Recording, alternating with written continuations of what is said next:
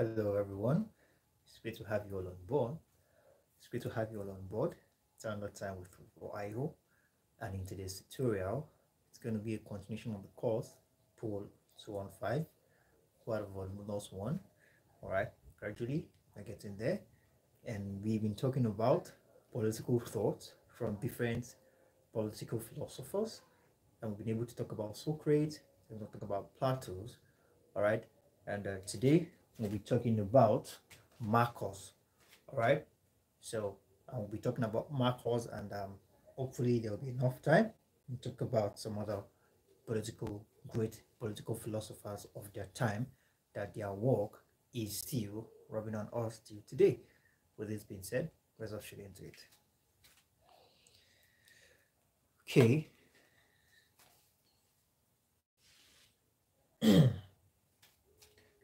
So we have POL215, and we are talking about Marcus, all right, Tolius, Cicero. We are going to be we're going to be studying the biography and the contribution of Marcus Cicero to political thought. Now, Marcus Cicero is one of the outstanding statesmen and orators of the Roman Empire. One of the outstanding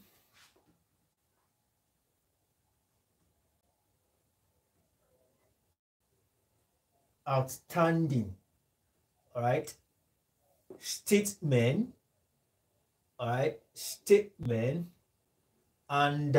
orator, someone who can talk so well, politically recognized and acknowledged statesman, one of the outstanding statesmen and orators of the Roman Empire. Now, Marcus was born in Arpinum. He was born in Arpinum. Okay, born in Arpinum under Rome, and got influenced by the works of Plato and Aristotle.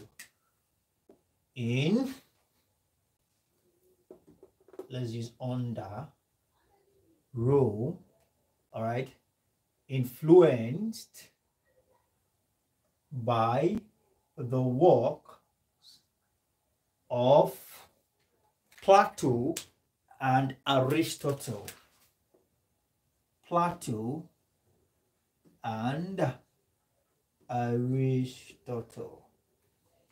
Okay, now he defended the Rome constitution against autocracy of his time. Now let's take that down just a moment.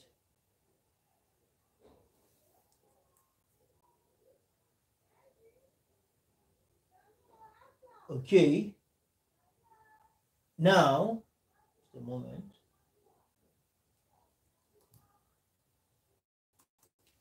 He defended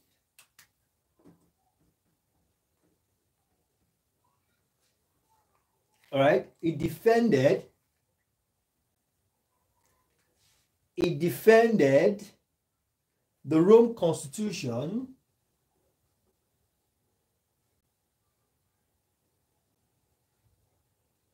against, from the word authority, authoritative, all right, authoritarian, autocracy, all right. He defended autocracy. He defended the Rome constitution against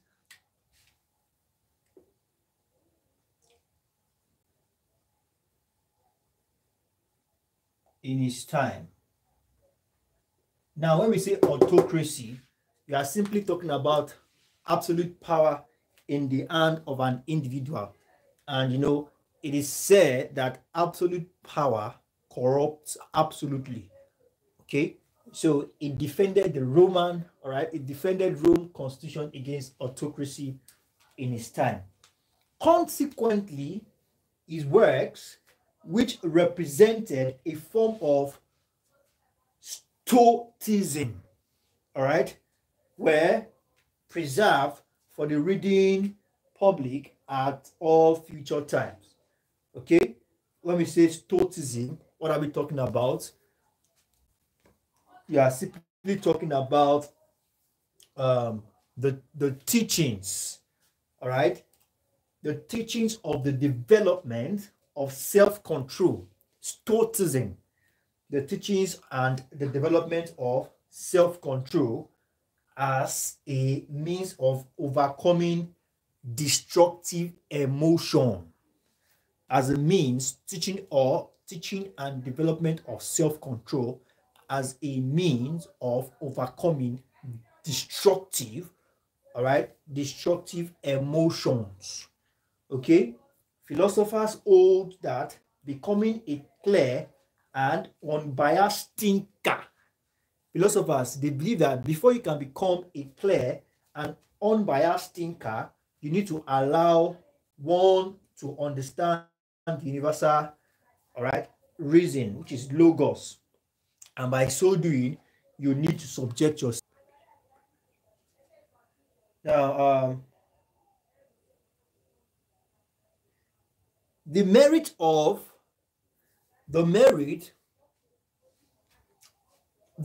his writing, all right, in source of information on the form of Stoicism, like I said earlier on, which Panna, all right, Panne just introduced.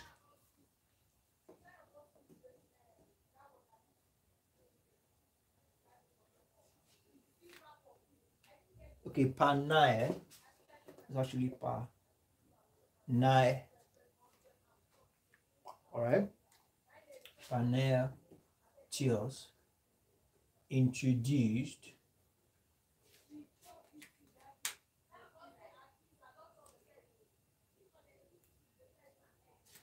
Stoicism, all right, to the Roman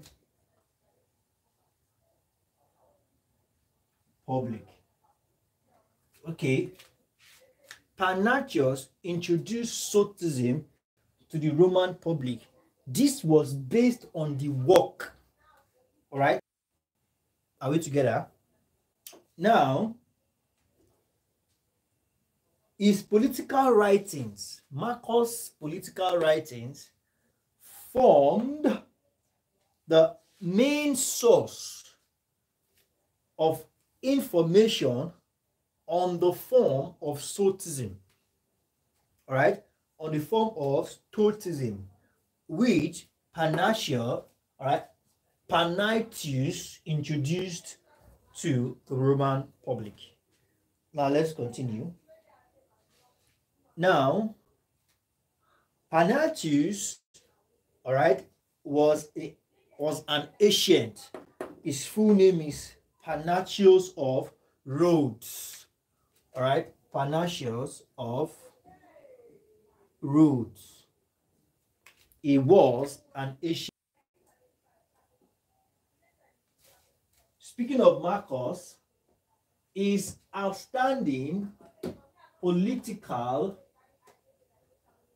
all right. Speaking of Marcus, his outstanding political work includes, all right. So he has a lot of work, actually, political work, but most outstanding ones include political treaties like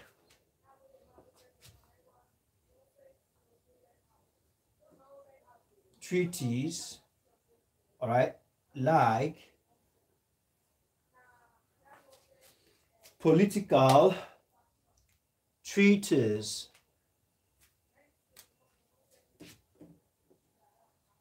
all right, treatises like De Re Publica, De Re Publica. We have the public,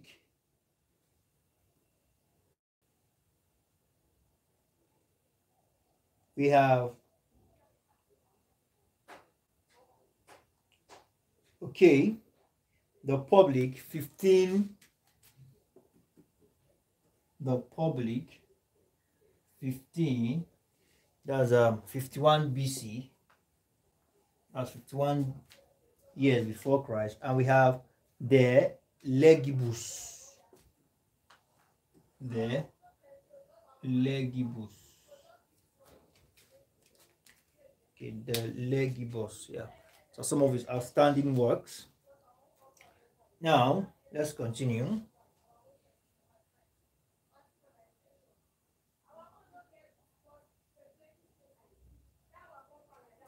Now the next thing we have here, it is said that politically his works were designed.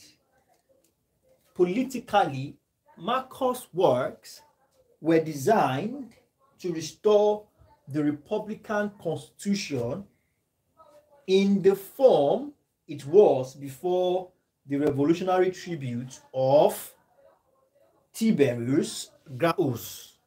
All right, basically Tiberius, all right, was a Roman politician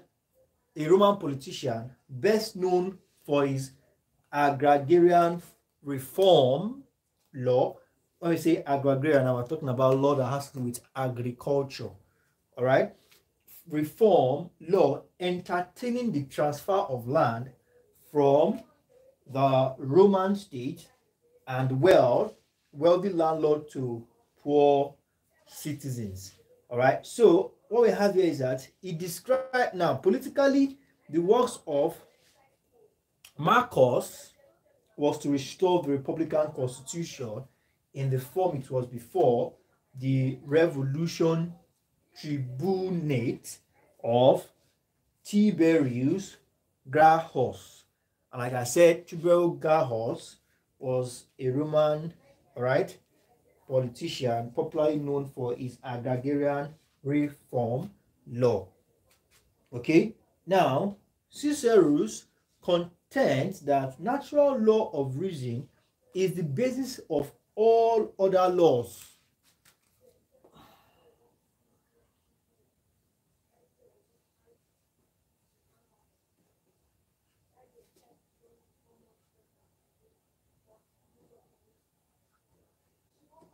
Natural law of living is the basis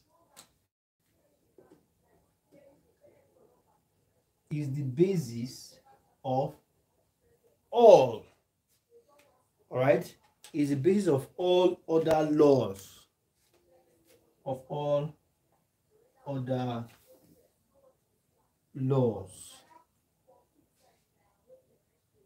Are we together? Is the basis of all other laws, that is that its source is divine wisdom and reason that describe the entire universe. All right, it says that the natural law, which is do not take your life and do not take any other person's life, natural law like do not be selfish, help others, be kind, so those are the basis of all other laws according to Cicero.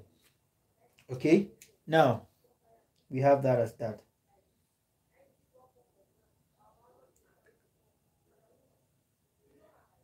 Now he insisted that any legislation that contravenes the universal law is not entitled. Any legislation that contravenes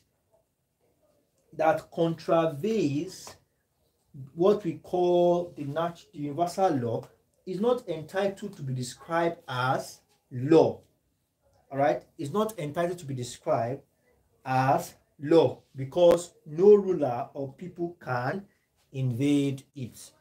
Right, it is the true law which in his view is the right reason according to Cicero. All right, he's advocating for the natural law, and no legislation should contravene the natural law. That is according to Cicero. Now, let's continue. Now, he says, law of the states, according to Cicero. Now, Cicero, this is all this we are saying now is about his view about the law. All right. He said that the law of the state must be just and true. Okay.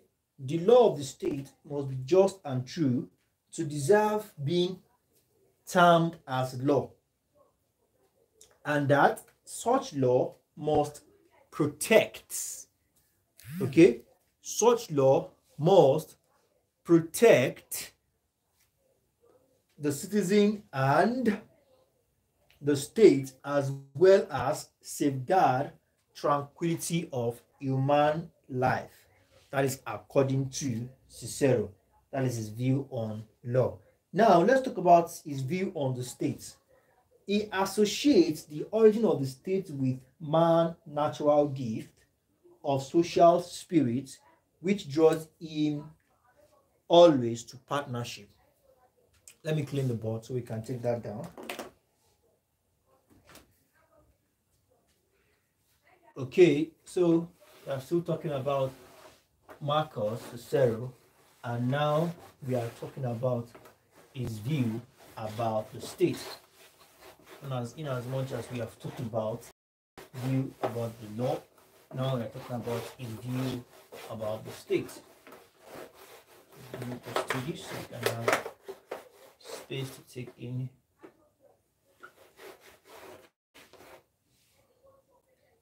Okay. Okay, so we have that as that.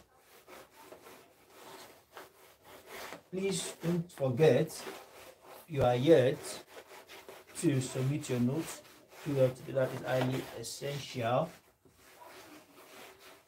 Highly essential. Okay, now what does he have to say, or contribution about the state? Now he said a state is, all right, a state cannot exist permanently or in any form except a crippled condition, unless it depends upon the acknowledge, all right, depend upon the consciousness of mutual obligation and mutual recognition of rights that bind its citizen. All right, he said a state will be crippled. All right, he said a state in his view cannot exist. A state cannot exist if it fails, all right, if it fails to recognize and acknowledge, all right, fails to acknowledge / recognize or recognize the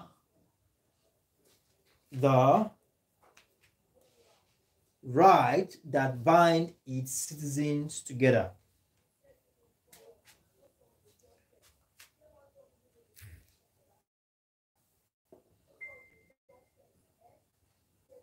The rights that bind its citizens together, all right, according to Cicero. Now, if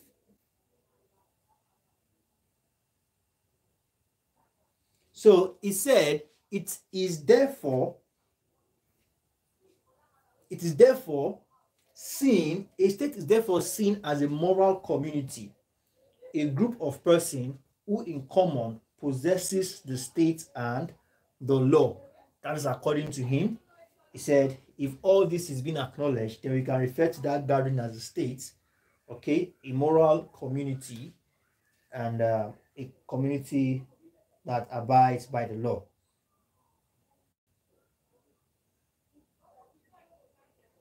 Now, he extended this logic by further insisting that unless a state retains its nature as a community,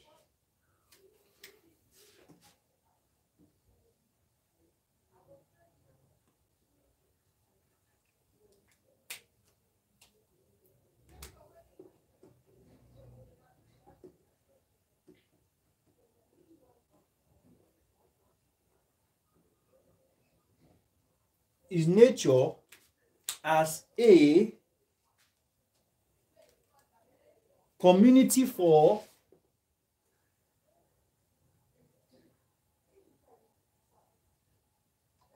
ethical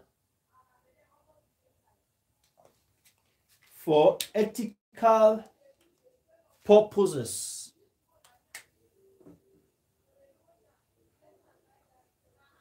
For ethical purposes held together by common ties, it is nothing but what, all right, we refer to as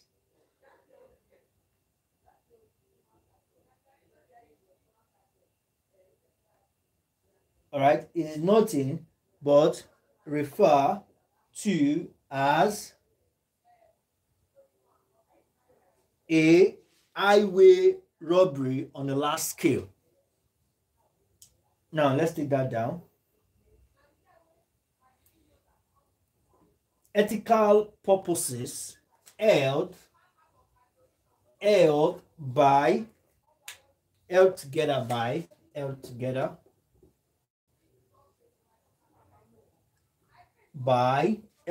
by common ties, common interests, common ties. All right, it is nothing. All right,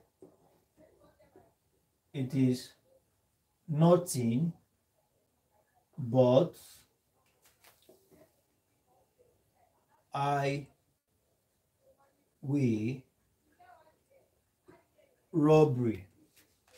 All right, highway robbery on a large scale. On a large scale. In the words of, all right, in the words of St. Augustine. All right, Augustine.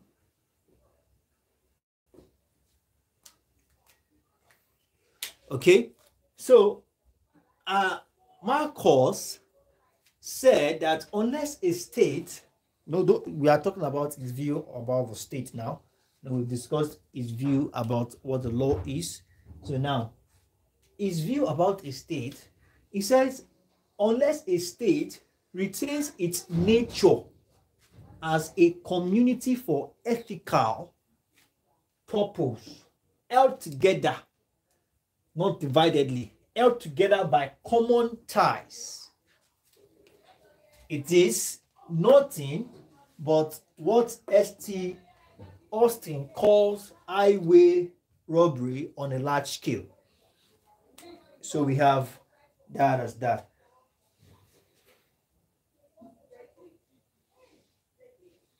So he said a state is therefore a corporate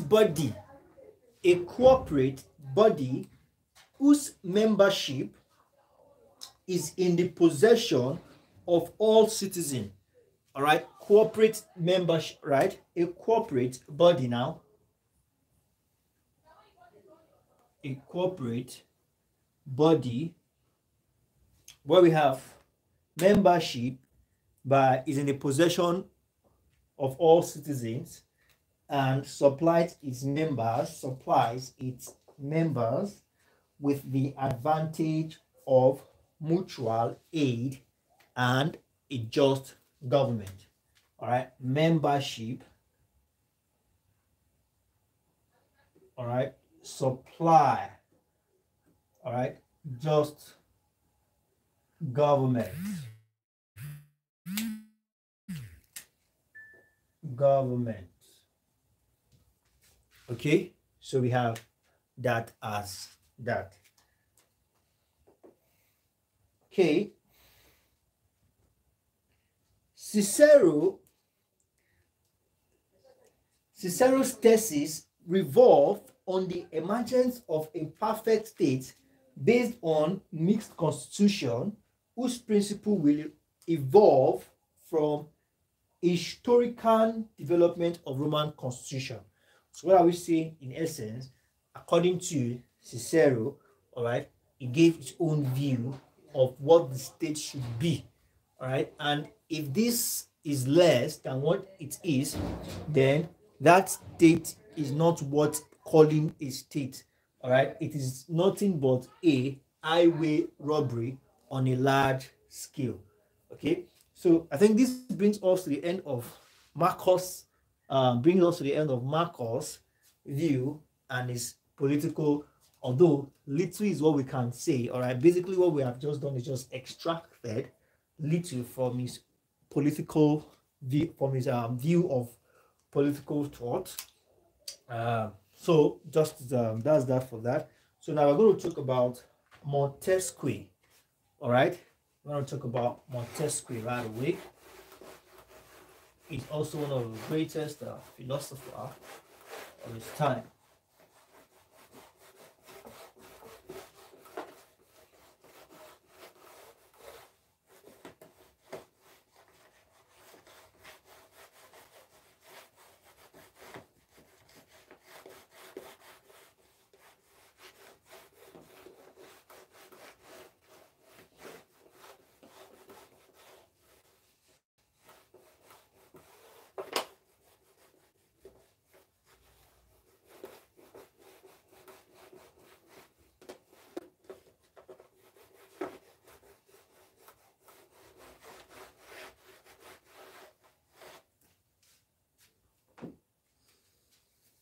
Now let's talk about Montesquieu idea on separation of power. All right, we want to see what this idea was all about. I think I should try switching Montesquieu. Let's see, Montesquieu. Okay. Now his full name is Baron de Montesquieu. All right. Let me just write here. Baron de Montesquieu. All right. 1960. All right. 1689 to 1755. He lived in the time of Louis. Okay.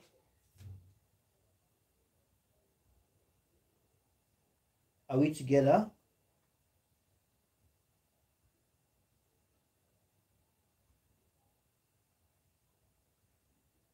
Now,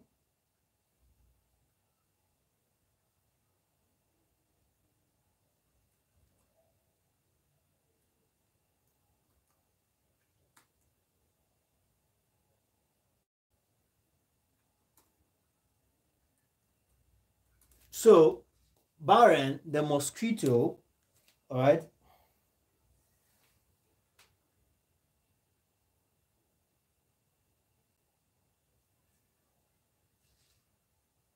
okay,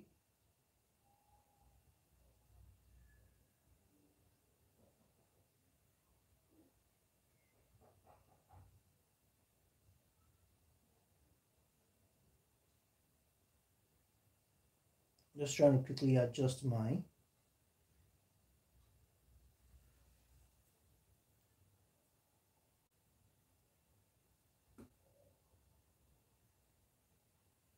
Okay, now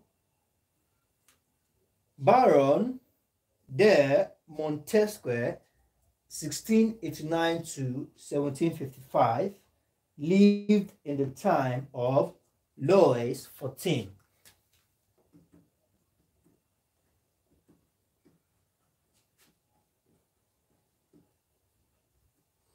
Time of,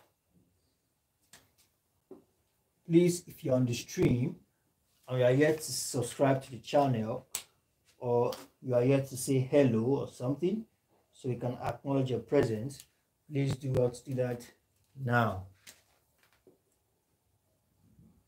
And if you are also yet to enroll for the private class, you are leaving a lot of money on the table. All right, there's a lot that will be going down on the private class semester, and I would not recommend you miss it for anything. Please do well to reach out to me so I can add you up. Now we have, he lived in the time of Louis XIV, the author of the famous dictum, "I am the state." All right. The author of the famous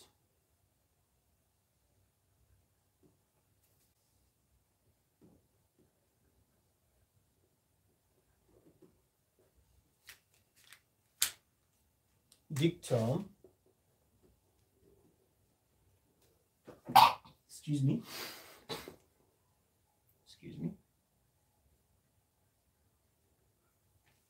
okay, are we together?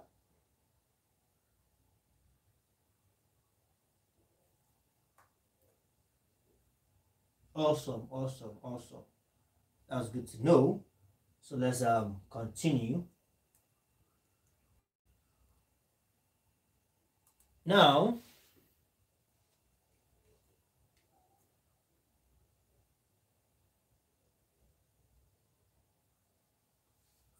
okay, like I said, he lived during the time of Louis XIV, and Louis XIV happens to be the author of the famous dictum, "I am the state." So the monarch combined his personal, all right, the monarch combined in his person all three powers. Baron de Montesquieu, all right, happens to be a monarch, and it combines all three powers. His word was law. All right, we're talking about Louis, all right, for 14. Are we on the same page?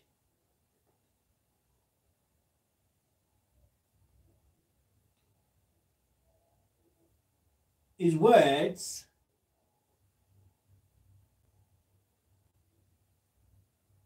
were authoritative.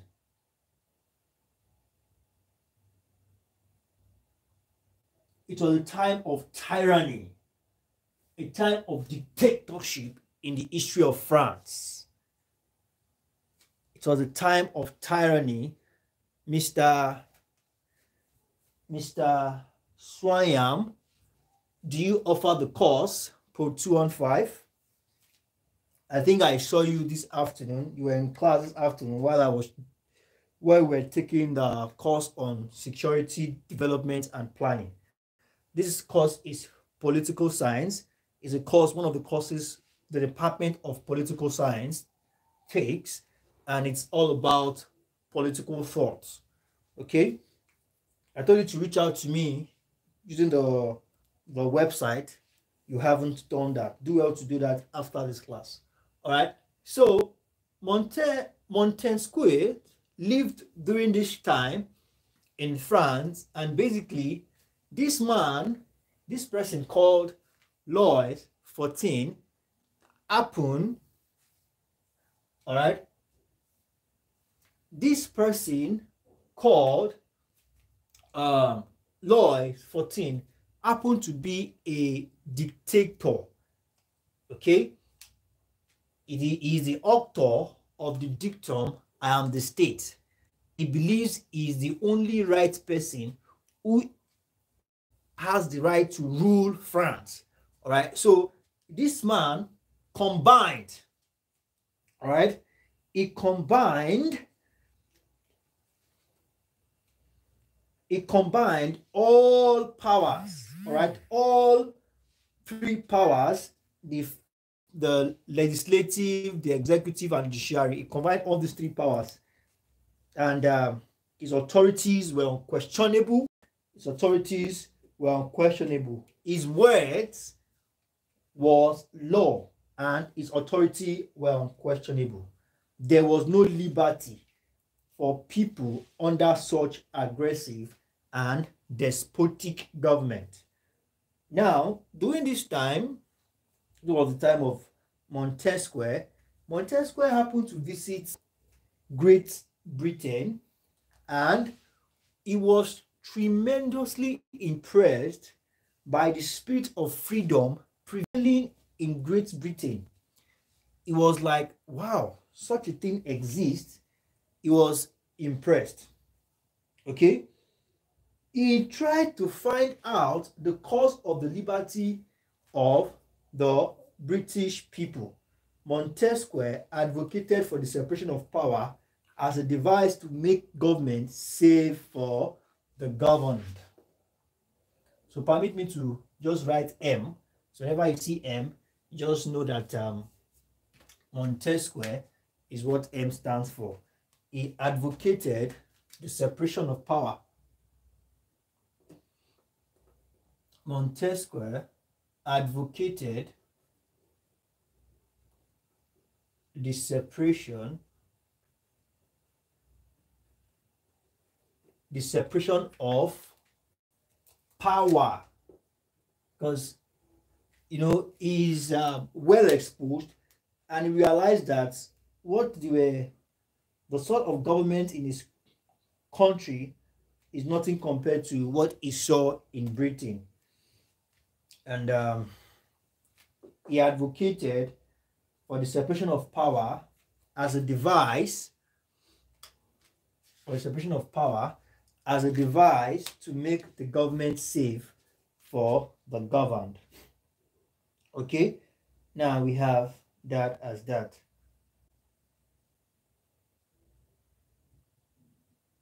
So now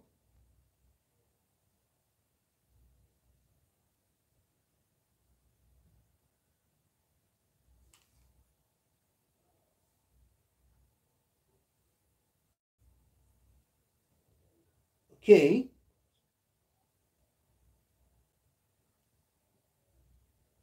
Montesquieu, like I said, advocated for separation of power. He said that division of power, all right, envisaged was the same as that of John Locke. Montesquieu, advocating for the separation of power, all right, is likened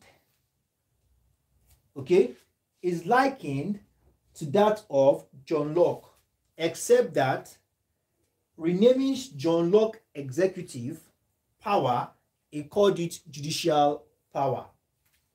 He also changed Locke's terminology, all right, and named his federative power as executive power. All right, so he advocated for executive power as federative power. That is Montesquieu.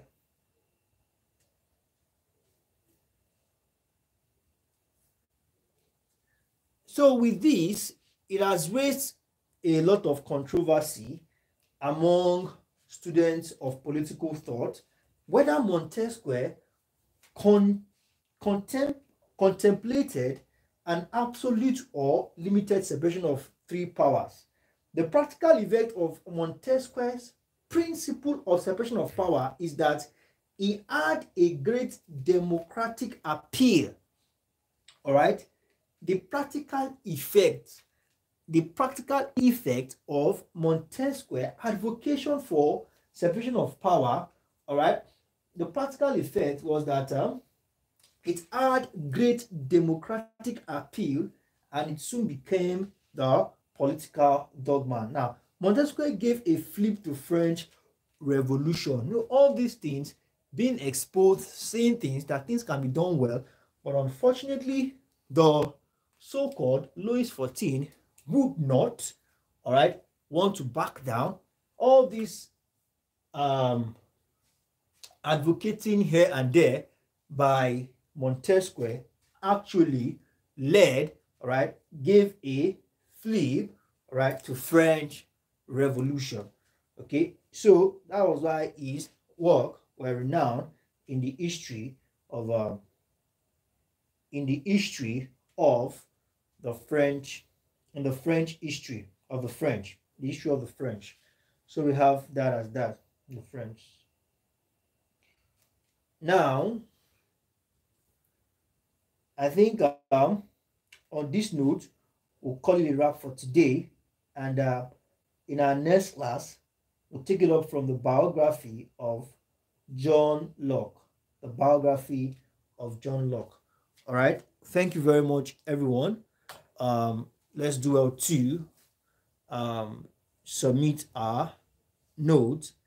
And it is expected that we all take notes when we're in the class, as this will enhance our studying ability and comprehension ability as well. Do well to send the picture of your note straight to the classes. Just take a picture of the notes with your phone and send them directly to your private class. With this being said, call it a wrap for today. I look forward to seeing you all in subsequent tutorials. Have a wonderful night rest.